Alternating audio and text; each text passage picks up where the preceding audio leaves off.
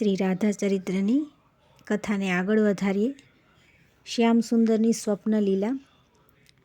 શ્રી રાધા મહાભાવની આવી અલૌકિક મનોદશામાં સમય પસાર કરી રહેલા શ્રી કૃષ્ણને એક રાતે એવો વિચાર આવ્યો કે ગાંધારી શાપ નિર્મિત કે વિધિ નિર્ણિત દુર્ઘટનાઓ સાકાર થવા માંડે તે પૂર્વે હવે જે થોડો ઘણો સમય બાકી રહ્યો છે તેમાં દ્વારિકાના રાજમહાલયનું અને અંતઃપુરના આવાસોનું સમગ્ર વાતાવરણ શ્રી રાધામય બની જાય તે માટે કોઈ અદ્ભુત માયાની રચના કેમ ન થઈ શકે? દ્વારિકાની રાજમહેલ નિવાસી પ્રત્યેક વ્યક્તિના રોમ રોમ સુરમ્ય વ્રજભૂમિના રોમાંચક સંસ્મરણોથી ભીંજાઈને તરબતર થઈ જાય તો સારું, કોઈ દિવ્ય લીલાનો આવિર્ભાવ કેમ ન કરી શકાય? કૃષ્ણાવતારની મારી અવિસ્મરણીય બાળલીલાઓ શાબ્દિક રીતે પુનર્જીવિત થઈને જાણે નજરો નજર તાદૃશ્ય થઈ રહી હોય એવી ભૂમિકાનું સર્જન થઈ શકતું હોય તો તેમ કરવામાં વાંધો શો? અને યોગેશ્વર શ્રીકૃષ્ણે મનમાં જ્યાં આટલા જ વિચાર કર્યો ત્યાં તો સદાય એમની ઈચ્છાવશ વર્તીને યોગ માયાએ પોતાની દિવ્ય માયા શક્તિનો એવો પ્રબળ પ્રભાવ પ્રસારિત કર્યો કે દ્વારિકાના રાજમહેલોમાં નિવાસ કરતા શ્યામ સુંદરના તમામ સ્વજનો જ નહીં, ખુદ રાધારમણ ઘનશ્યામ પોતે પણ માયાવી પ્રભાવના પ્રવાહથી ભીંજાયા વિના રહી ન શક્યા. એકવાર એવું બન્યું કે 10-12 દિવસની લાંબી પ્રવાસ યાત્રા દરમિયાન રાજકાજની અનેક આંટીઘૂંટીઓ ઉકેલીને માનસિક રીતે થાકેલા દ્વારિકાધીશ રાત્રિનો બીજો પ્રહર પૂરો થવાની તૈયારી હતી ત્યારે રાજભવનમાં પરત આવ્યા. અત્યારે ભોજન કરવાની ખાસ રુચિ ન હતી અને લાંબી મુસાફરીનો થાક પણ લાગ્યો હતો એટલે સીધા પટરાણી રૂકમણીના આવાસે પધાર્યા. હાથ પગ મોં ધોઈ શયન વસ્ત્રો પરિધાન કરી થોડું દૂધ પીને પ્રભુ એમના શયન કક્ષમાં ચાલ્યા ગયા.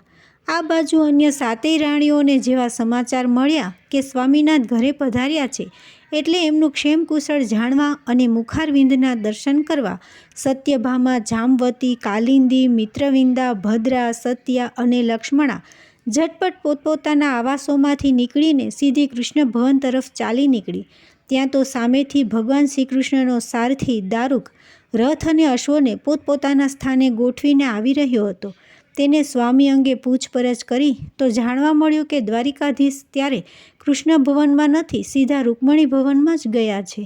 એટલે કદાચ ભોજન લેતા હશે યા વાતો કરતા હશે એમ સમજીને કદી મર્યાદા ભંગ ન કરનારી શ્રી કૃષ્ણની 7 રાણીઓ યોગમાયાના પ્રભાવે કરીને કે ગમે તે કારણે સીધી પટરાણીના મહેલ તરફ જવા આગળ વધી. કોઈ પણ દિવસ રાત્રિના સમયે અને આમે તે જો સ્વામી પોતાના આવાસમાં પધાર્યા હોય ત્યારે તો કદી અહીં ન આવનારી આ 7 રાણીઓને અત્યારે લગભગ મધ્યરાત્રિએ એક સાથે આવી ચઢેલી જોઈને રૂકમણીને ભારે આશ્ચર્ય થયું. કદાચ કંઈ અજુગતું બની ગયું હશે યા કોઈ અગત્યના સમાચાર પ્રભુને આપવાના હશે તો જ આ લોકોએ આવું સાહસ કર્યું હશે એમ સમજીને પૂર્ણ સ્વસ્થતા, વિવેક અને સૌજન્યથી રૂકમણીએ સૌને આવકાર્યા, આસન ગ્રહણ કરવા જણાવ્યું અને પછી શાંતિથી એમના આગમનનું કારણ પૂછ્યું. ઘણા દિવસે મહેલમાં પધારેલા સ્વામીનાથના દર્શન કરવા અને ચરણ સ્પર્શ કરી એમના સ્વાસ્થ્યની ખબર અંતર પૂછવા જ આ સૌ રાણીઓ તો આવી છે એટલું સાંભળ્યા પછી કંઈક હળવાશ અનુભવતા પટરાણી ધીરેથી બોલ્યા, સ્વામીનાથ તો કશું જ ખાધા પીધા વિના અને જાજી વાતચીત કર્યા વિના હું ખૂબ થાકી ગયો છું, મારે સૂઈ જવું છે એમ કહીને એમના શયન કક્ષમાં ચાલ્યા ગયા છે. એમની માનસિક સ્થિતિ તો તમે સૌ ક્યાં નથી જાણતા. હમણાંથી તો મારી સાથે પણ ખપ પૂરતી જ વાત કરે છે. એમને શયનકક્ષ સુધી વળાવીને એમની આજ્ઞા મુજબ ત્યાંથી પાછી વળીને હું સૂઈ જવાની જ તૈયારી કરતી હતી ત્યાં સેવિકાએ સમાચાર આપ્યા કે આપ સૌ આ બાજુ પધારી રહ્યા છો એટલે રોકાઈ ગઈ. બોલો હવે શું કરવું છે? સત્યભામાએ સૂચવ્યું, અમે હવે અહીં સુધી આવી જ ગયા છે તો એક કામ કરીએ, ચૂપચાપ અંદર જઈને જોઈ લઈએ કે સ્વામીનાથ જાગે છે કે ઊંઘી ગયા છે. જો ખરેખર પોઢી જ ગયા હશે તો ચરણ સ્પર્શ કરવાથી એમનો નિંદ્રાભંગ થઈ જશે માટે કેવળ મુખ દર્શન કરીને જ અમે સંતોષ માની લઈશું અને જો જાગતા હશે તો ચરણ સ્પર્શ કરીને થોડી ઔપચારિક વાતો કરી અમે વિદાય લઈશું. બોલો કેમ લાગે છે? સત્યભામાએ અન્ય સૌને પૂછ્યું. સૌએ કહ્યું કે બરાબર છે. એટલે રૂકમણીથી કંઈ બોલાયું નહીં. જેવી ભગવાનની મરજી એમ મનમાં વધીને એમણે કહ્યું કે તો ચાલો, હું પણ તમારી સાથે આવું છું. અવાજ ન થાય એ રીતે સૌ ચૂપચાપ મારી પાછળ પાછળ ચાલ્યા આવો. રૂકમણી સહિત 8 રાણીઓ ભગવાન શ્રી કૃષ્ણના શયનકક્ષમાં ધીમે પગલે પ્રવેશી જોયું તો શ્યામસુંદર દ્વારની વિરુદ્ધ બાજુ પડખાભેર સૂઈ રહ્યા હતા અને ખરેખર નિંદ્રાધીન હતા, કેમ કે એમના નસકોરાનો આછો ધીમો અવાજ પણ સંભળાઈ રહ્યો હતો. મુખ કમળના દર્શન પણ શી રીતે થાય, સિવાય કે સ્વામીનાથ આ તરફ પાસું બદલે. પટરાણીના ઈશારા મુજબ સૌ રાણીઓ પ્રભુના છત્ર પલંગની પંગતે ને ડાબે પડખે હારબંધ ઊભી રહી ગઈ અને બેઉ કર જોડીને નિદ્રાધીન પ્રાણેશ્વરને મનોમન વંદી રહી.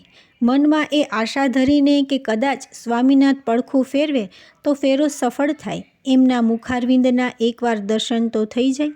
આટલી ક્ષણોમાં તો અંતર્યામી અને એમની ઈચ્છાવશ વર્તીની યોગમાયા વચ્ચે કદાચ આવી કંઈક મસલત થઈ ગઈ હશે કે લીલા કરવા માટેનો આવો ઉત્તમ મોકો જવા ન દેવાય. કોઈ દિવસ નહીં ને આજે જો અષ્ટરાણીઓ એકસાથે મધ્યરાત્રિના સમયે સ્વામી સમક્ષ આમ હાથ જોડીને ઊભી રહી હોય અને પતિદેવ તો ઘસઘસાટ ઊંઘી રહ્યા છે એવી એમને પ્રતીતિ પણ થઈ ગઈ હોય તો પછી માયાનો એકાદ ચમત્કાર થઈ જાય તો એમાં ખોટું નહીં. અને એટલે જ પછી તો જે થવાનું હતું તે થઈને જ રહ્યું. વાસુદેવે ઊંઘમાં ચીસ પાડી, રાધે રાધે, આ તે શું કર્યું દેવી? અને આટલું કહેતાની સાથે જમણા પડખેથી ડાબા પડખે ફરી યાદવેન્દ્ર શ્રીકૃષ્ણ કોઈ નાનું બાળક બિહામણું સ્વપ્ન જોઈને છળી ઉઠે ને ઊંઘમાં હિબકા ભરે તેમ આક્રંદસહ ઉહકાર કરવા લાગ્યા. જિંદગીમાં ક્યારેય ન જોયેલી પ્રાણેશ્વરની આવી પરિસ્થિતિ નજરોનજર જોઈને રૂકમણી સહિત બધી જ રાણીઓ ગભરાઈ ગઈ, હેબતાઈ ગઈ અને હતપ્રત થઈ ગઈ. એક બાજુ થોડી વારે રાધે રાધે નો શ્રીમુખે થઈ રહેલો જાપ અને વચ્ચે વચ્ચે છત્રપલંગમાં ઘડીકમાં આ પડખે તો ઘડીકમાં પેલે પડખે થઈ રહેલા ત્રિલોકપતિ રાણીઓથી પોતાના પતિ પરમેશ્વરની આ અકલ્પ્ય અવદશા જોઈ ન ગઈ અને સૌની આંખોમાંથી ડળક ડળક આંસુ સરી પડ્યા. સૌ પોતપોતાની રીતે મનમાં દુઃખી થવા લાગ્યા કે અરે રે, દ્વારિકાના ધણીની આ દશા! એક તો કેટલાય દિવસોથી નિરાંતે બેસવાય નથી પામતા અને હવે તો રાતમાંય કેવા બિહામણા સ્વપ્ન આવે છે, પરંતુ ઊંઘમાં સ્વામીનાથ જે કંઈ બોલ્યા એનો શો અર્થ? એવું તે શું જોયું હશે પ્રભુએ સપનામાં કે એમના જેવા મહાપુરુષથી આમ ચીસ પકડાઈ ગઈ? હજી પણ શું ચાલી રહ્યું હશે એ સપનામાં કે પ્રાણેશ્વર ક્યારનાય દુઃખી દુઃખી થઈ રહ્યા છે? ઓ ભગવાન, હવે તો જોઈ જતી નથી એમની આ સ્થિતિ. આમ ને આમ ક્યાં સુધી આ ચાલશે ને ક્યાં પણ સુધી આપણે ચૂપચાપ જોયા કરીશું? હવે તો આ સ્વપ્ન તૂટી જાય એવો કોઈ ઉપાય કરવો જ પડશે ને પ્રભુને ગમે તે ભોગે એકવાર ઊંઘમાંથી જગાડી દેવા જ પડશે. 7 રાણીઓએ પટરાણી રૂક્ષ્મણીજી ભણી દયાભરી અને આજીજીભરી દ્રષ્ટિ નાખી અને આંખને ઈશારે અનિરોધ કર્યો કે પ્રાણનાથને આ દુઃસ્વપ્નની આઘાતજનક અસરમાંથી મુક્ત કરવા આપ કૃપા કરો. સૌ જાણતા હતા કે જે કોઈ પ્રયુક્તિ યુક્તિ સૂઝે તે અજમાવીને પતિદેવને જગાડવાનો એકમાત્ર અધિકાર અત્યારે શ્રી રૂક્ષ્મણીજીને જ હતો, કેમ કે પ્રભુ અત્યારે પટરાણીના શયનકક્ષમાં હતા. હવે વધારે વિલંબ કરવો પાલવે એમ પણ નહોતો, કેમ કે નિંદ્રાવશ સ્વામી જે રીતે આક્રંદ અને વલોપાત કરી રહ્યા હતા તે તો હવે સ્વામીનાથના સ્વાસ્થ્યને પણ જોખમમાં મૂકી દે એવું ગંભીર ભાસતું હતું.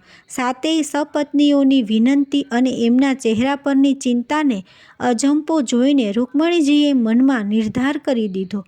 મનોમન પ્રભુની ક્ષમા યાચીને તેમણે પ્રથમ સ્વામીનો ચરણ સ્પર્શ કર્યો અને પછી ધીરેથી પલંગ નીચે બેસી જઈને હળવે હાથે વહાલાજીની પગચંપી કરવા માંડી. પતિવ્રતા નારી માટે નિદ્રાધીન પતિદેવને જગાડવાનો આ જ એક ઉત્તમ માર્ગ ગણાય છે, જેનું શ્રીકૃષ્ણના પટરાણીએ અક્ષરશઃ પાલન કરી બતાવ્યું. ઊંઘતો બોલે પણ જાગતો ન બોલે એના જેવી પરિસ્થિતિમાં ક્યારનીએ નિદ્રા અનુભવી રહેલા શ્યામસુંદરને તો આટલું જ જોઈતું હતું. જાણે ભર ઊંઘમાંથી ઝબકીને જાગ્યા હોય એવા ભાવથી આંખો ચોળીને બેઠા થતાં થતાં શ્રીકૃષ્ણે 8 રાણીઓના શંકાશીલ ચહેરા પરના મનોભાવ નિરખીને લીલા સફળ થયાનો સંતોષ અનુભવ્યો અને પછી પોતે કંઈ જાણતા નથી એવા નિખાલસ ભોળપણથી પેલું માદક મોહક સ્મિત રેલાવીને આશ્ચર્ય ભાવે પૂછવા લાગ્યા કેમ કેમ શું થયું? બધા ક્ષેમકુશળ તો છો ને? કેમ અત્યારે બધા ભેગા થઈને? રાણીઓ શરમાઈ ગઈ. શું બોલવું તે સૂઝ્યું નહીં. બધી એકબીજાની સામે જોવા લાગી. ચતુર સત્યભામાએ બાજી સંભાળી લીધી. કંઈ નથી થયું પ્રભુ, સર્વ કુશળ મંગળ છે. આ તો ઘણા દિવસે આપ દ્વારિકામાં પુનઃ પધાર્યા છો એવા સમાચાર મળતા રહેવાયું નહીં. આપના મુખ કમળના દર્શન કરવા અહીં પાયલાગણ કરવા આવેલા, પરંતુ આપ તો સત્યભામા આગળ બોલી ન શક્યા. યોગેશ્વર ખડખડાટ હસી પડ્યા. ભલે ભલે, સુખી થાઓ. સતત 4 દિવસથી ધરાઈને ઊંઘવા મળ્યું નહોતું અને એકધારી લાંબી મુસાફરીનો થાક પણ હતો, એટલે હું તો પડતા વેત જ ઊંઘી ગયો. ચાલો સવારે નિરાતે વાતો કરીશું. બસ અત્યારે શાંતિથી જાઓ અને સૂઈ જાઓ. શુભરાત્રિ કહીને ભગવાને સૌને વિદાય થવાની આજ્ઞા આપી, એટલે વારાફરતી ચરણ સ્પર્શ કરીને સૌ એક પછી એક બહાર નીકળવા લાગ્યા. છેલ્લે એક અર્થસૂચક નજર અંતર્યામી પર ફેંકીને પટરાણી રૂકમણી પણ ધીમે પગલે શયનકક્ષની બહાર ગયા, એટલે શ્યામ સુંદર પલંગમાં પડખાભેર પોઢી ગયા ને મનમાં હસતા હસતા વિચારી રહ્યા, આજે આટલી લીલા પર્યાપ્ત છે. જોઈએ હવે આનો કેવો પડઘો ને પ્રતિભાવ કાલે પડે છે. રૂકમણી ભવનમાંથી લગભગ મધરાતે પોતપોતાના આવાસમાં પાછી ફરેલી શ્રીકૃષ્ણની પેલી 7 રાણીઓમાંથી એકેયને પછી તો ઊંઘ જ ના આવી. અને ક્યાંથી આવે? સૌના મનમાં ભારે ખડખડાટ મચ્યો હતો. સૌનું ચિત્ત ગહન વિચાર ચકડોળના ચક્રાવે ચડ્યું હતું. સૌ મનોમન પૂછી રહ્યા હતા કે કોણ છે આ રૂપસુંદરી રાધા જે હજીએ શ્યામસુંદરનો કેળો મૂકતી નથી? એવી તે કેવી હશે એ ગોકુળની ગોવાલણ કે એની સાથેનો બાળપણનો નેડો યદુનંદન તોડી શકતા નથી? એવા તે કેવા ગાઢ સંબંધો હશે એની સાથે ઘનશ્યામના કે વર્ષોના વહાણા વાયા તો એ દેવકીનંદન એને ભૂલી શકતા નથી? એવી તે કેવી અલબેલી હશે એ નાર કે ઊંઘમાંય જેનું નામ જગજીવનની જીભ પર રમ્યા કરે છે? એવું તું શું કર્યું હશે એણે સ્વપ્નમાં કે યોગેશ્વર શ્રીકૃષ્ણથી પણ ચીસ પડાઈ ગઈ? એવું તો પછી શું બન્યું હશે સપનામાં કે ઋષિકેશ હૃદયને આટલી વ્યથા પહોંચી?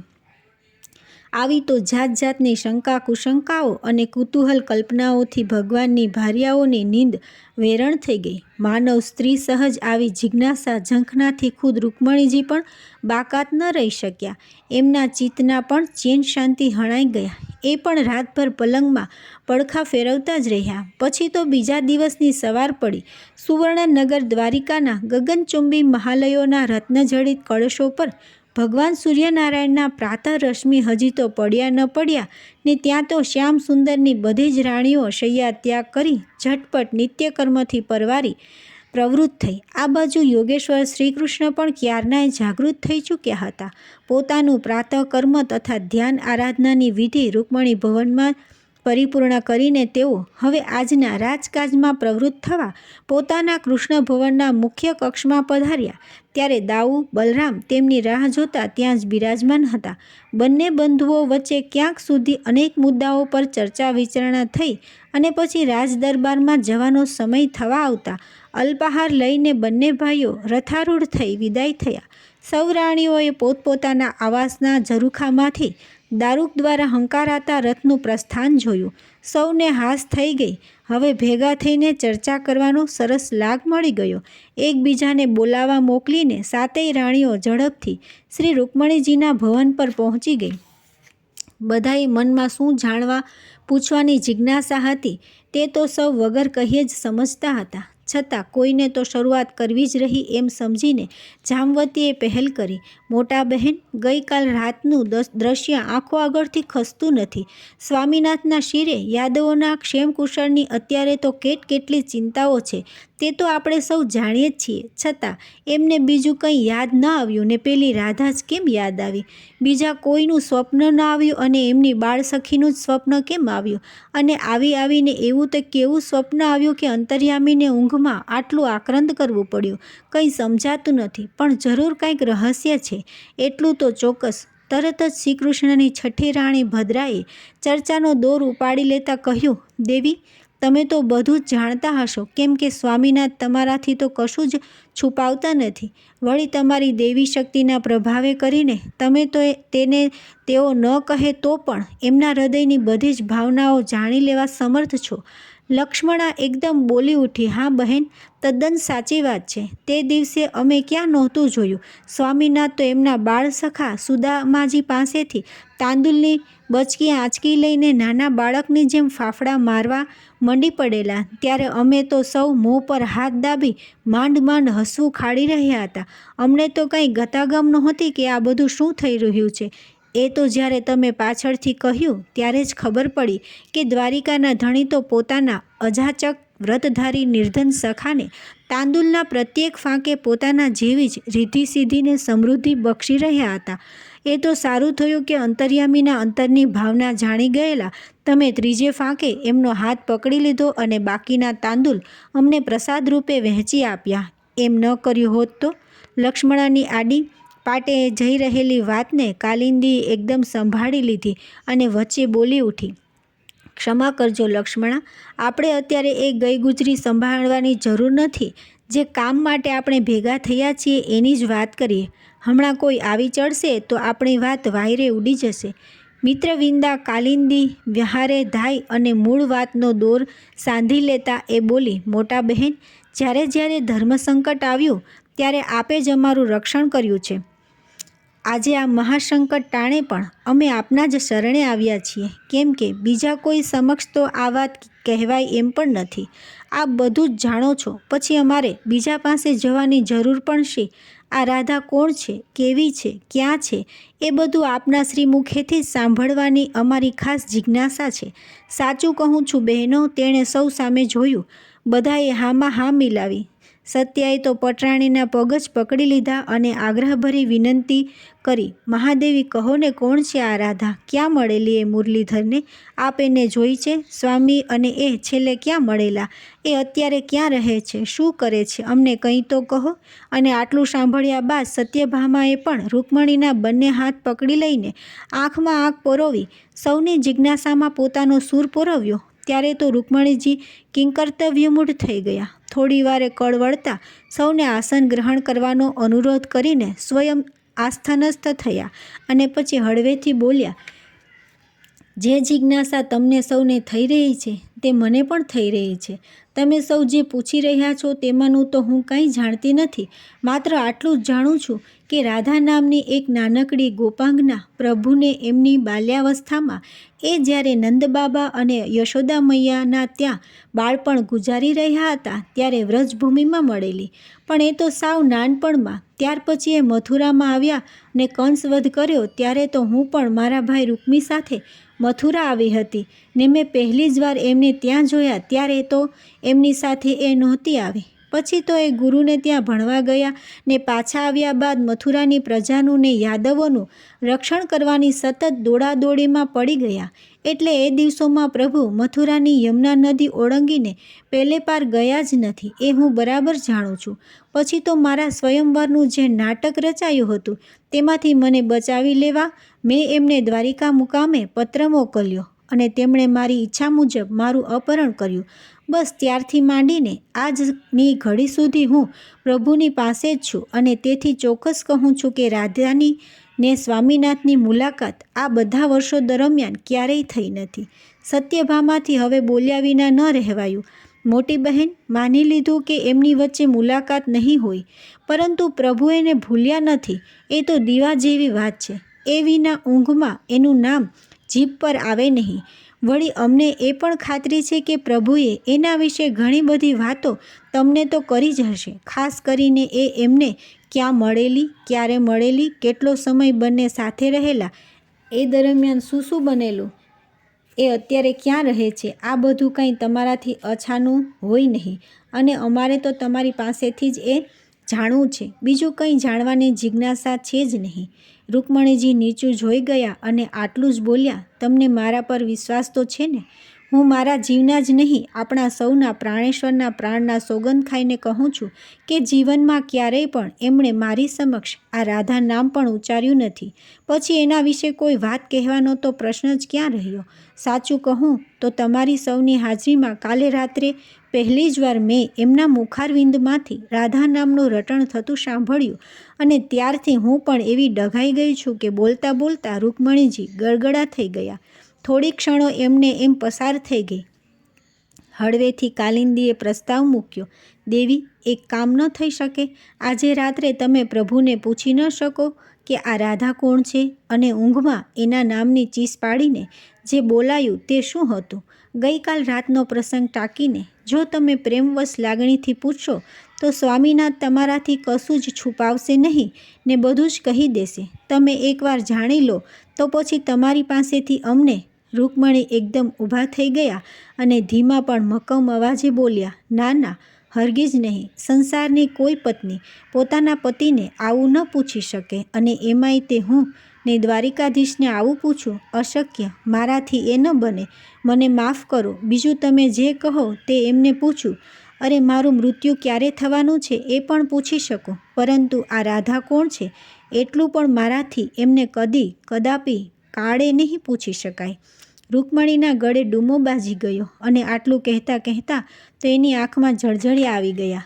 પછી તો આવી ભાવસ્થિતિમાં થોડો સમય પસાર થઈ ગયો. હવે રૂકમણીજી સાથે આ વાતની ચર્ચા કરવાનો કોઈ અર્થ નથી એમ સૌ સમજી ગયા. ખુદ રૂકમણીજી પણ ધીરે ધીરે સ્વસ્થતા થતા ગયા.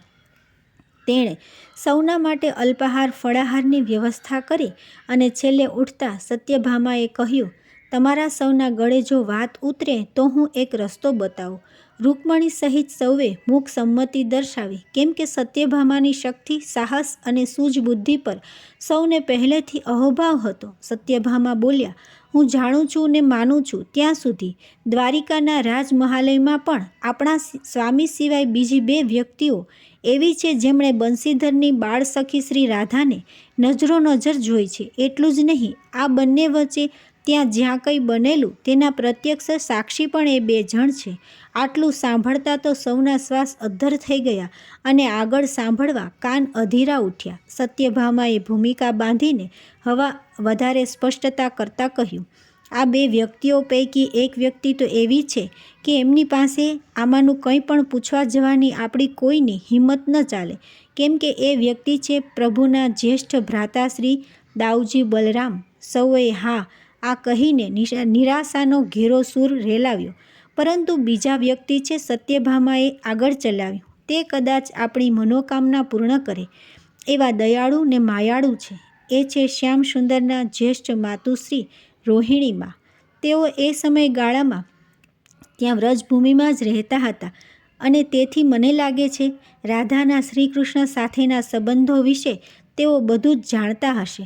સાનંદાશ્ચર્યથી સૌના નયન વિસ્ફારિત થયા. દેવકીમાં કરતાંય રોહિણીમાં પ્રત્યે બધી પુત્રવધૂઓને સવિશેષ માયા મમતા હતી, કેમ કે રોહિણીમાંનો સ્વભાવ જ એવો હસમુખો, સ્નેહાળ અને વાત્સલ્યસભર હતો કે એમની પાસે જવામાં ને જે કંઈ પૂછવું હોય તે પૂછવામાં કોઈને કદી પણ ક્ષોભ સંકોચ થયા ન હતા. ખુદ રૂકમણીજીને પણ સત્યભામાની આ દરખાસ્ત ગમી ગઈ અને તેમણે જ્યારે આ પ્રસ્તાવને અનુમોદન આપ્યું પછી તો સૌ હર્ષ વિભોર થઈ ઉઠ્યા. ઘડી પહેલાંનું ભારેખમ વાતાવરણ હવે એકદમ હળવું ફૂલ થઈ ગયું અને હળવા વાતાવરણમાં જ ચર્ચા વિચારણા કરીને આવું ગોઠવી કાઢ્યું કે બને તો આજે જ બપોરે બાદ સૌએ સમૂહમાં રોહિણીમાના આવાસે એમની ખબર અંતર પૂછવાના બહાને જવું અને ધીરે રહીને શ્યામ સુંદરના બાળપણ વિશે જાણવાની જિજ્ઞાસા વ્યક્ત કરવી. પછી તો જે થાય તે ખરું. નંદકિશોરે નિંદમાં લીધું રાધા નામ, સ્વપ્ન રૂપે લીલા કરી હરખ્યા ઉર ઘનશ્યામ. રાણી સૌ અધીરી બની, સૂઝે ન કોઈ કામ, રાધા રાધા હૃદયમાં રટણ રટે અવિરામ.